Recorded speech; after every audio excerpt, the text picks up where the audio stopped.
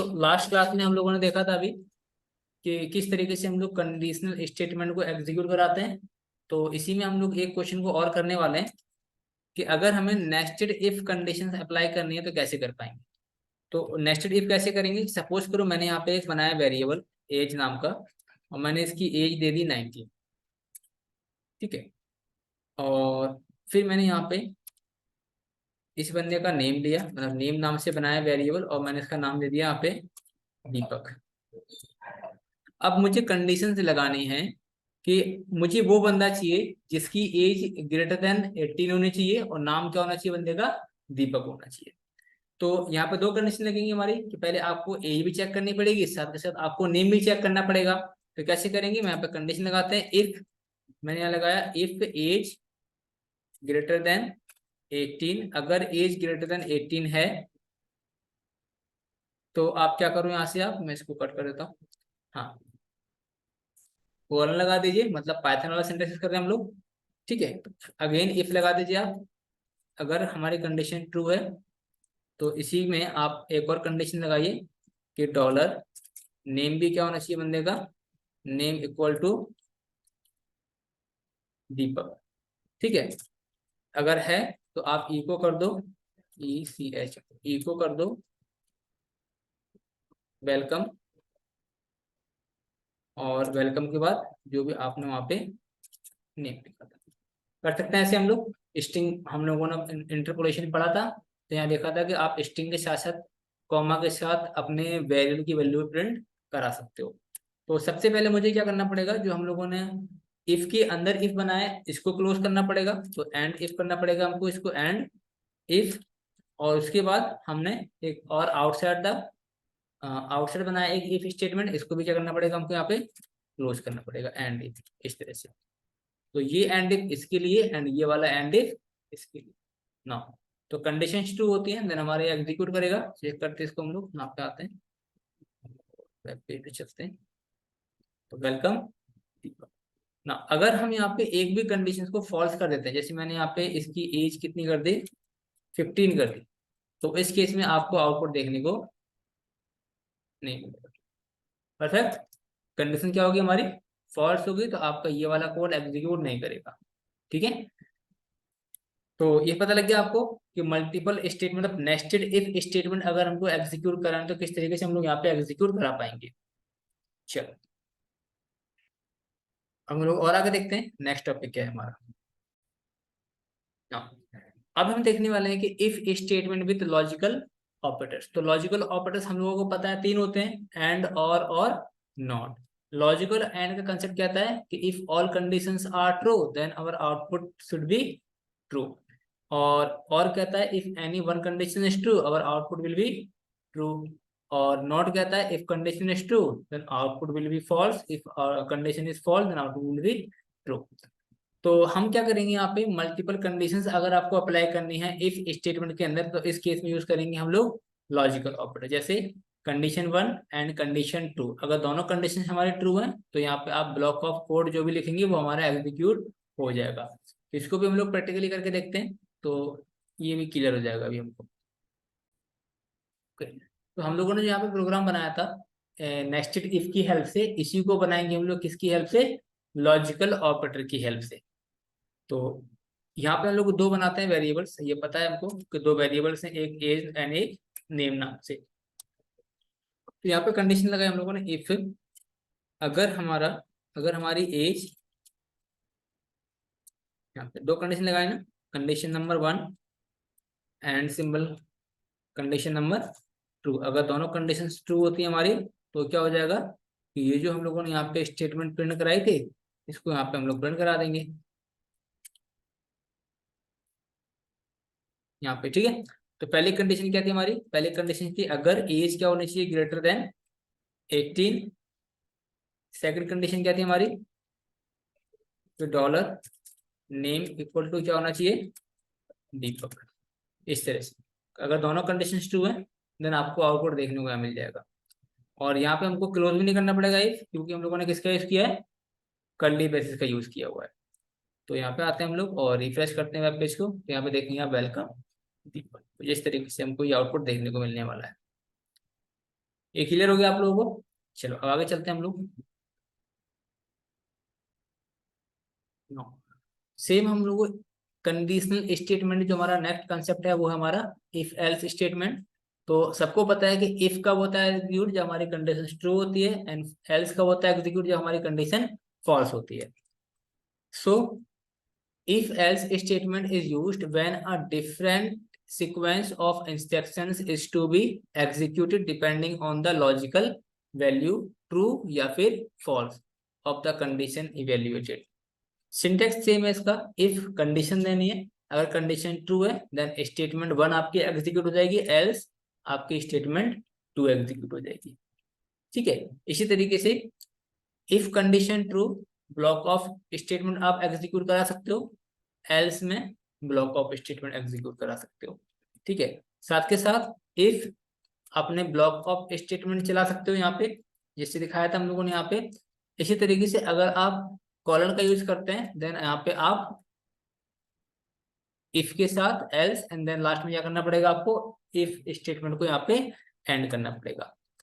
ठीक है, same nested भी आप यूज कर सकते हो if else statement. In nested if else statement entire if else construct is written within entire the body of the if statement और the body of an else statement. तो कैसे, condition one लिखी हम लोगों ने यहाँ पे and curly bracket के अंदर कंडीशन ट्रू, इसके अंदर ब्लॉक ऑफ कोड लिखा हम लोगों ने, देन एल्स लिखा। मतलब ये जो एल्स है ये किसका एल्स है, नेस्टेड इफ का एल्स है हमारा। अगर ये कंडीशन फॉल्स होती है हमारी तो एल्स वाला पार्ट चलेगा हमारा। एंड इसके साथ साथ आपने ये वाला जो एल्स लगाया ये किसका एल्स है हमारा, आउटर इफ का एल्स है हमारा। ठीक है, तो इस तरीके से आप इसमें मल्टीपल या नेस्टेड इफ एल्स स्टेटमेंट को एग्जीक्यूट करा पाएंगे।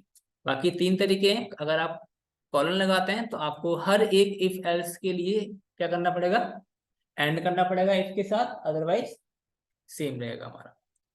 तो इसको देखते हैं प्रैक्टिकली करके, तो भी सारी चीजें हमारी क्लियर हो जाएंगी।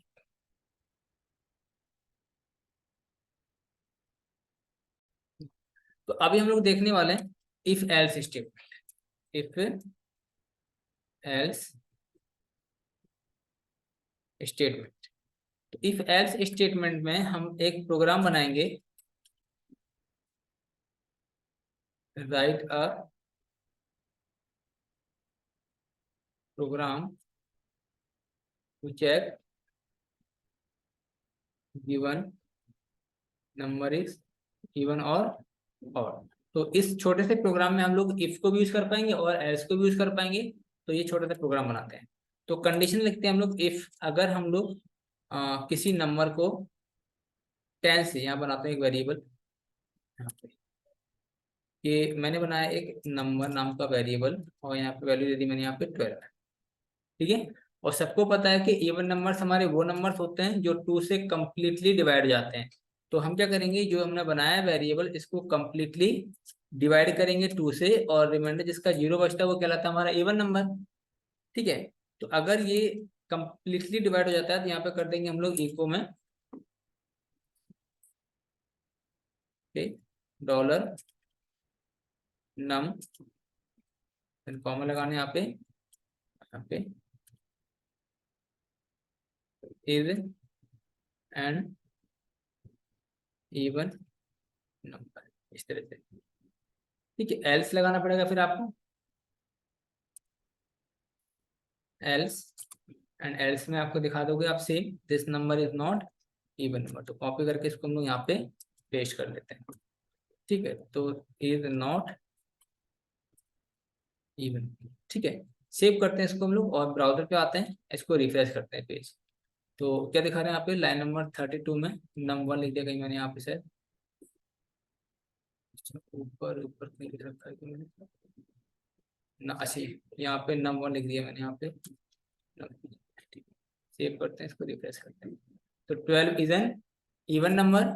और यहाँ पे अगर हम लोग 13 करते हैं, इसको सेव करते हैं रिफ्रेश करते हैं, तो यहाँ देखिएगा आपको 13 इज नॉट इवन नंबर। तो एक तो ये सिंटेक्स बताया था मैंने आपको। और अगर आप कर्ली ब्रैकेट की जगह क्या यूज करना चाहते हैं, कॉलन यूज करना चाहते हैं, तो वो भी आप कर सकते हैं।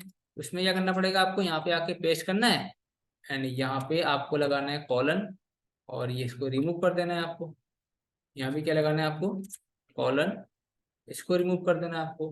बस लास्ट में क्या करना पड़ेगा आपको, एंड इफ करना पड़ेगा। ऐसे करते हैं तब भी आपको सेम आउटपुट मिलेगा। और जैसे मैं यहाँ पे 13 की जगह 12 करता हूँ तब भी आपको यहाँ पे सेम आउटपुट देखने को मिलेगा 12। क्लियर है चीज आपको।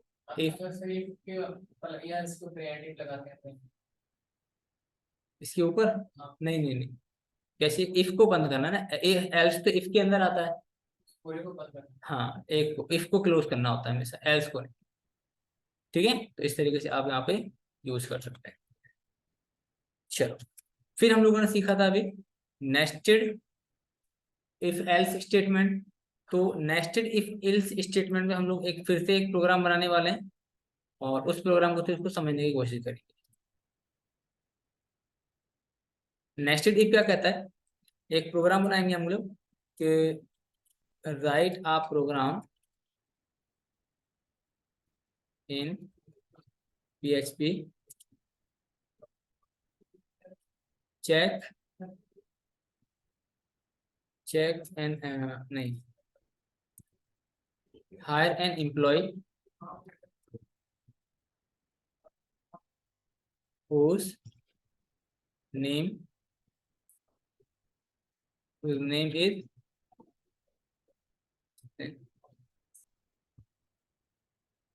Deepak, age greater than, age greater than क्या होनी चाहिए 18,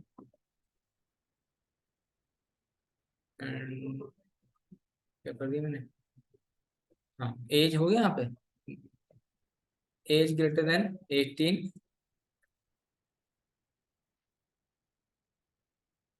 एंड, यहाँ पे और कर लेता हूँ, एज 18 होनी चाहिए एंड सिटी होनी चाहिए उस बंदे की दिल्ली, सिटी होनी चाहिए बंदे की दिल्ली।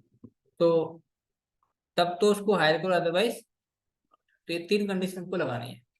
तो चलो लगाते हैं कि मैंने कहा पहले इफ, मैंने यहाँ पे 3 बना लिए वेरिएबल्स। तो पहले बना लिया किसका मैंने, नेम नाम से बनाया मैंने। तो नेम में क्या रख दिया मैंने यहाँ पे दीपक, इसके बाद डॉलर, फिर मैंने यहाँ पे एक एज नाम का बनाया वेरिएबल, यहाँ रख ली एज मैंने इसकी 20 एंड एक बनाया वेरिएबल सिटी, किसके रख दिया इसका मैंने नाम दिल्ली। इस तरीके से मैंने यहाँ पे 3 वेरिएबल्स क्रिएट कर दिए। तो पहले मुझे क्या चेक करना है, बंदे का नाम चेक करना है। तो डॉलर नेम क्या होना चाहिए बंदे का, दीपक होना चाहिए, इक्वल लगाना पड़ेगा। If name equal to Deepak then आप क्या कर दो, मोस्ट वेलकम।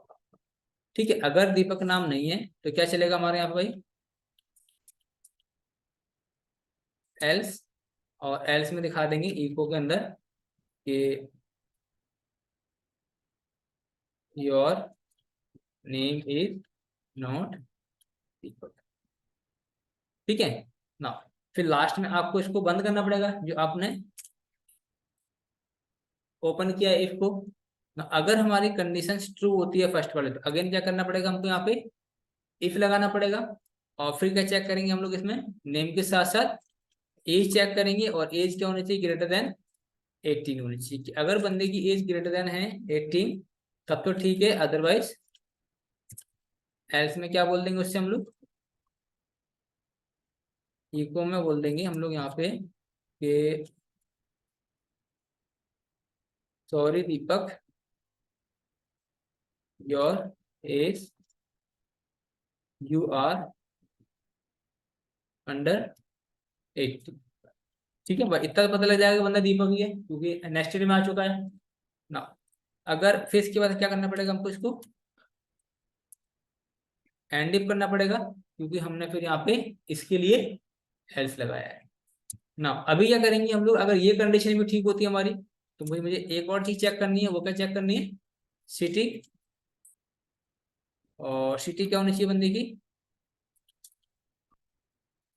दिल्ली। अगर दिल्ली है तब तो आप क्या कर दो, यहाँ पे इको कर दो और यहाँ बोल दो इससे वेलकम, कॉमा के साथ नाम, नाम ले दीजिए name, comma selected, you are selected. ठीक है, कर सकते हैं ऐसा हम लोग ना। अगर दिल्ली से नहीं है बंदा तो क्या कर दो आप यहाँ पे इसका एल्फ लगा दो, और यहाँ पे क्या कर दो इको में, समझ में आ रहा है कैसे कोड लिख रहा हूँ मैं? ठीक है, और इको लगा दो आप, और इको में दिखा दो आप कि sorry Deepak, you are not belongs to Delhi, क्योंकि एज भी उसकी ठीक है, नेम भी ठीक है, बस वो कहाँ से बिलोंग नहीं करता, दिल्ली से। और जो हमने एल्स लगाया है, जो इफ नेक्स्ट इफ लगाया था, इसका भी करना पड़ेगा हमको, एंड इफ करना पड़ेगा कुछ इस तरीके से। तो ये हम लोगों ने कर लिया नेस्टेड इफ एल्स, है ना, एकदम सिंपल तरीके से किया हम लोगों ने इसको। और इसको रन करते हैं प्रोग्राम को। तो जब रन करेंगे इस प्रोग्राम को, तो क्या आ रहा है यहाँ पे, ये दिखा रहा है लाइन नंबर 71 पे एल्स सिंटैक्स एरर, 71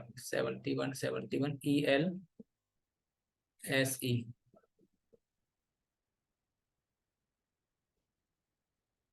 ठीक तो है।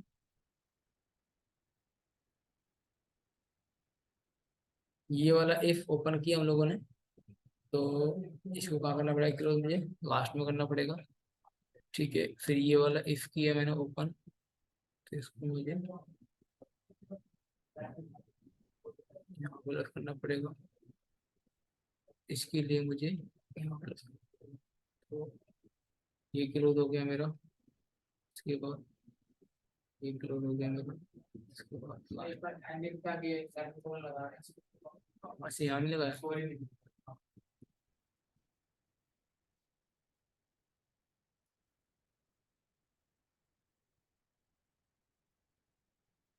ठीक है, सो मैंडेटरी हो गया।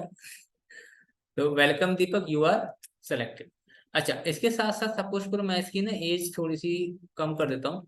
जैसे चलो नाम तो ठीक है, बट इसकी एज क्या है, 10 करते हैं, सेव करते हैं, तो क्या आना चाहिए, sorry Deepak you are under 18, क्योंकि नाम तो दीपक है बंदे का, लेकिन वो एज उसकी कम हो गई है।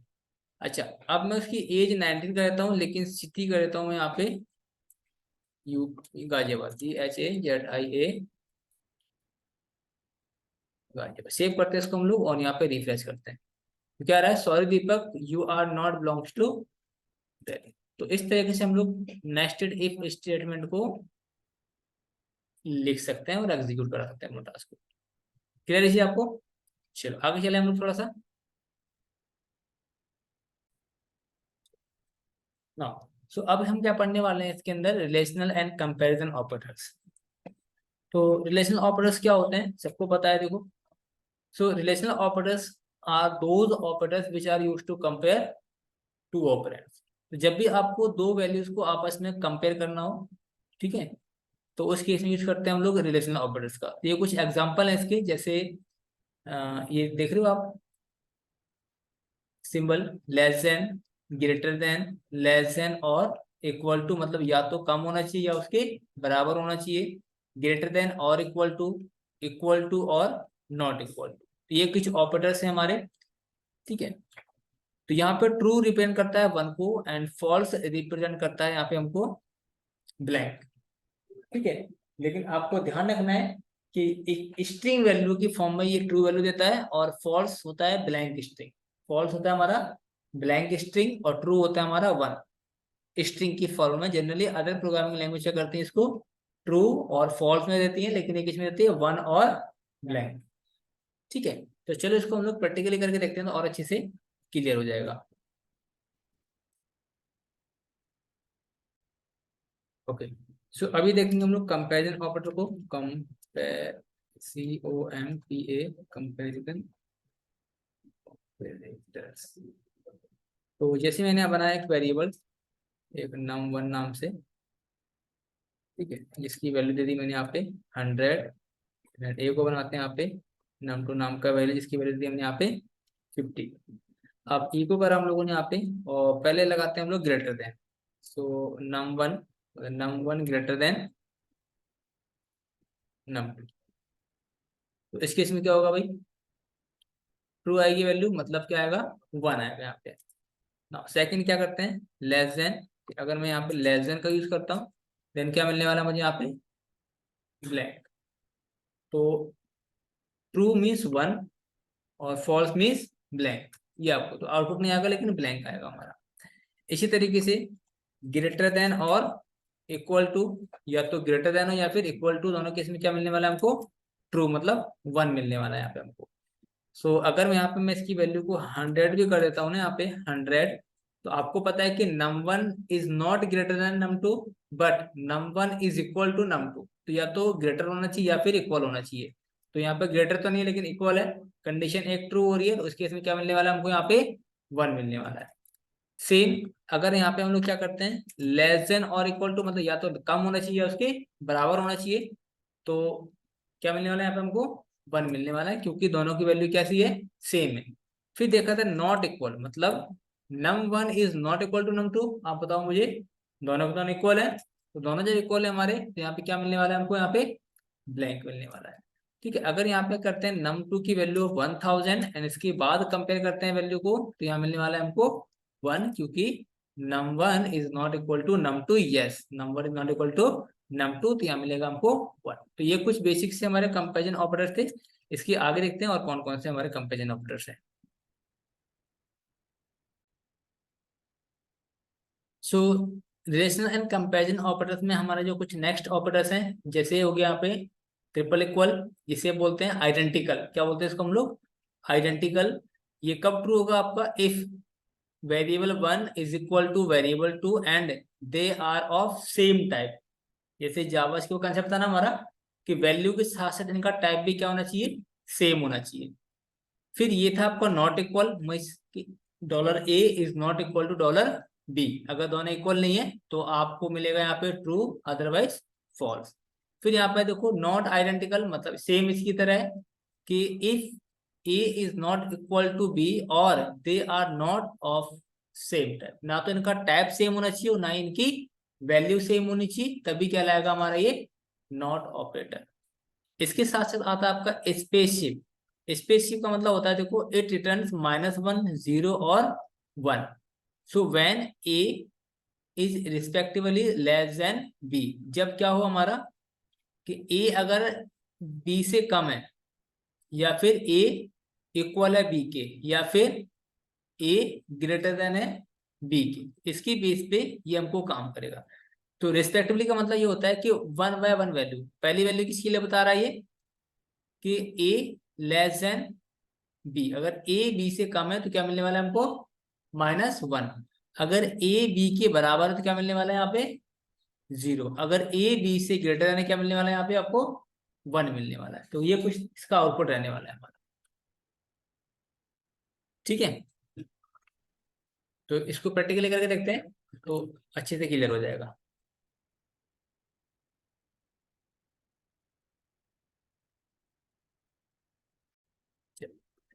तो अब जैसे हम लोगों ने यहाँ पे देखा था कंपैरिजन ऑपरेटर्स में, इसी को हम लोग आगे कंटिन्यू करते हैं। और तो पहले देखा था हम लोगों ने ट्रिपल इक्वल। तो इसमें क्या क्या चेक करता है, वैल्यू के साथ साथ इनका टाइप भी चेक करता है। जैसे मैं यहाँ पे 100 करता हूँ, ये भी 100 है, दोनों का टाइप भी सेम है और वैल्यू भी सेम है, तो यहाँ पे क्या मिलेगा हमको, 1, मतलब ट्रू। और अगर मैं किसी एक का टाइप चेंज करता हूँ, जैसे आपको पता है कि फर्स्ट न्यूमेरिक वैल्यू है, सेकंड स्ट्रिंग वैल्यू है, एंड इसके बाद अगर मैं इसको चेक करता हूँ यहाँ पे, तो क्या मिलने वाला है हमको, फॉल्स। ठीक है, फॉल्स मीन्स ब्लैंक। इसके साथ साथ फिर बताया था मैंने आपको not equal. Not equal means num1 is not equal to num2। तो पहले हम चेक करते हैं स्ट्रिंग के केस में क्या करता है ये। तो स्ट्रिंग के केस में ये फॉल्स देगा, क्योंकि ये दोनों इक्वल नहीं है, ये एक स्ट्रिंग है और ये वैल्यू है। लेकिन यहाँ पे हाँ जी, ये ब्रैकेट, एंगल ब्रैकेट बोलते हैं इसको हम लोग। ये नॉट इक्वल का है ना, ये दिखाया था ना मैंने आपको यहाँ पे, नॉट इक्वल। ठीक है, इसी के साथ साथ अब देखें ये इक्वल है दोनों को दोनों। ठीक है, तो क्या दिखा रहे हैं यहाँ पे, num1 is not equal to num2। तो रिफ्रेश करते हैं इसको हम लोग, बट ये तो सेम है, इक्वल है। क्या दिखा रहा है ये कि dollar A is not equal to dollar B. अच्छा, इक्वल है इसलिए फॉल्स दे रहा है वैल्यू। अब मैं इसको करता हूँ नॉट इक्वल, जिसमें मैंने यहाँ पे 1000 कर दिया। एंड इसके बाद यहाँ पे करते हैं रिफ्रेश पेज को, और उसके बाद करते हैं, देखो यहाँ पे क्या आ रहा है 1 मतलब अब ये कंडीशन हमारी ट्रू हो जाती है। इसी के साथ साथ फिर हम लोगों ने देखा था एक और ऑपरेटर जिसका नाम था डॉलर, मतलब स्पेस, क्या बोलते हैं इसको हम लोग, इसको हम लोगों ने नाम दिया था स्पेसशिप। ठीक है, तो स्पेसशिप ऑपरेटर को देखने वाले हैं यहाँ पे हम लोग। और ये कहता है कि अगर ए की वैल्यू मतलब num1 की वैल्यू क्या होती है, लेस देन होती है num2 से, तो क्या मिलने वाला है हमको यहाँ पे, -1 मिलने वाला है, सॉरी 1 मिलने वाला है, कि num1 greater than num1 less than num2। अब यहाँ पे क्या करता हूँ मैं, इसको num1 की वैल्यू को इनक्रीज कर देता हूँ, तो num1 ग्रेटर देन num2, इस केस में क्या मिलने वाला है हमको यहाँ पे, सेव क्यों नहीं कर रहे,